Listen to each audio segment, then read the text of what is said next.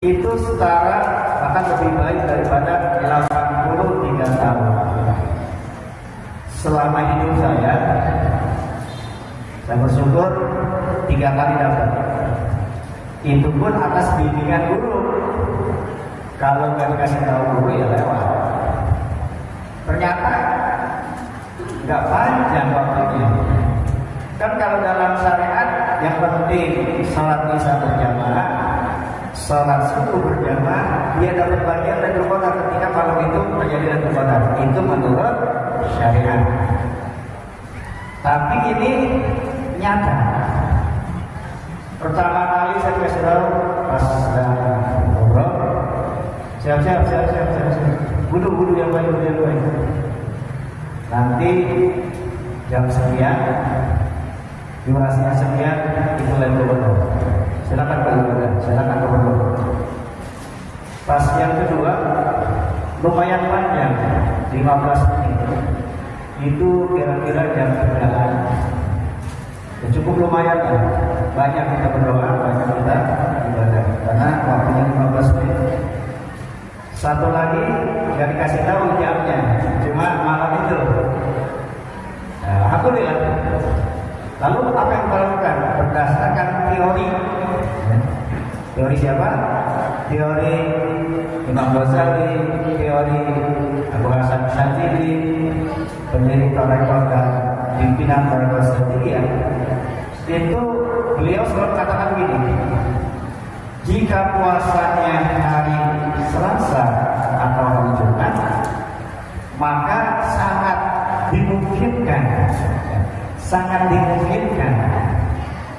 akan terjadi Lailatul Qadar itu malam ini, tanggal 27. Ya. Apa yang prediksi kemarin malam Jumat, karena suasananya luar biasa.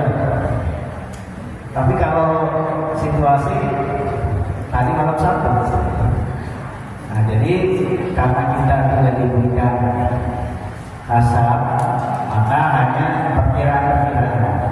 Jadi menurut Ibnu Abbas juga malam ini nih malam 27. Nah kalau orang memang sekali mendapatkan Lailatul Qadar, itu biasanya ada petunjuknya. Kalau seorang tertidur tiba-tiba dibangunkan oleh malaikat untuk ibadah pada jam tertentu. Karena itu berharap semoga malam hari ini yaitu Lailatul Qadar.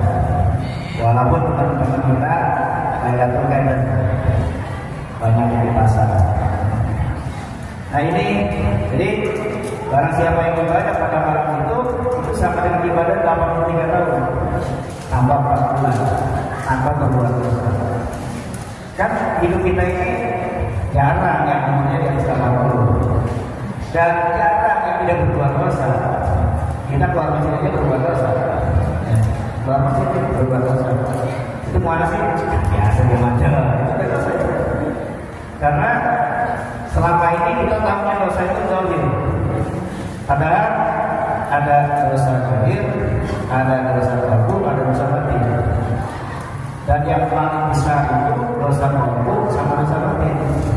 Kita hanya peduli dengan dosa zahirnya, tapi dosa qalbunya, dosa batinnya gak diurusin.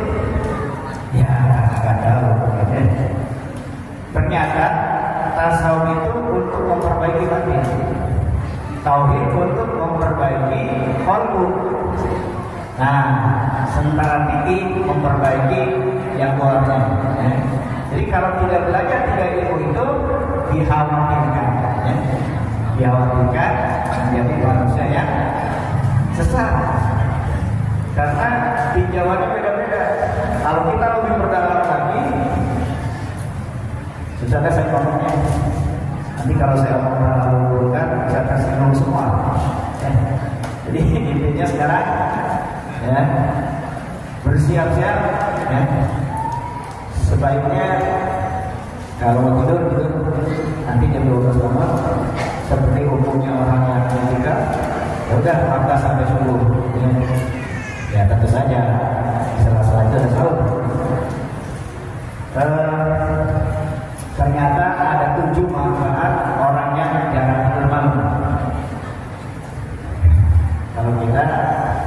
nggak tidur semalaman, besoknya wah ancamnya berapa jam tuh?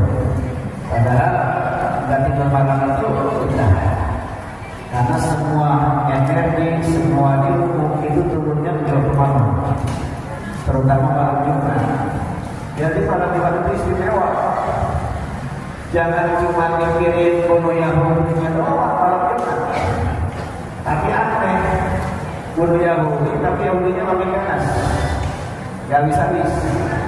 Jadi ternyata malam Jumat itu energi dari poros bumi, energi dari alam jagat itu turun dan bertemu, dan itu bisa dimanfaatkan untuk orang-orang tertentu yang bisa memanfaatkan. Nah, ini yang apa yang saja. Jadi iakan saja, tapi suatu saat Bapak akan ketemu dengan kalimat yang saya sampaikan.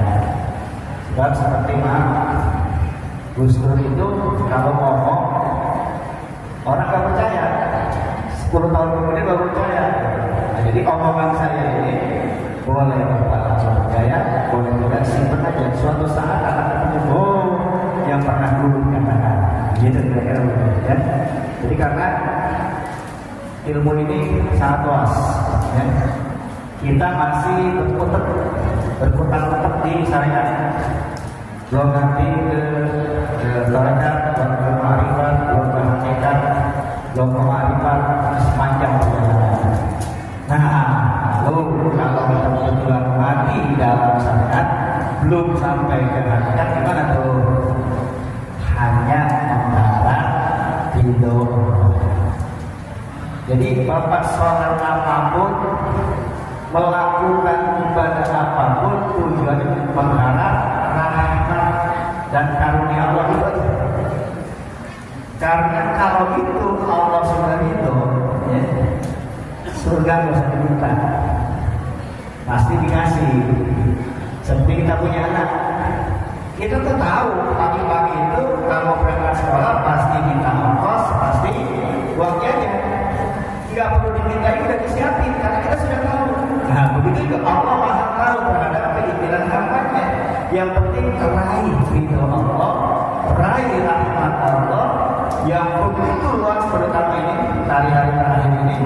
Jangan sampai dikatakan rogi ma'an korojulin, rugi orang yang bertemu dengan Ramadan sampai Ramadan berakhir, dia tidak mendapatkan ampunan dan rahmat Allah Subhanahu wa Ta'ala. Ya, jadi itu saja barangkali yang ingin saya sampaikan. Semoga malam ini siap-siap, ya. Jangan siap-siap terus sampai pagi, tetapi berusaha untuk menyongsong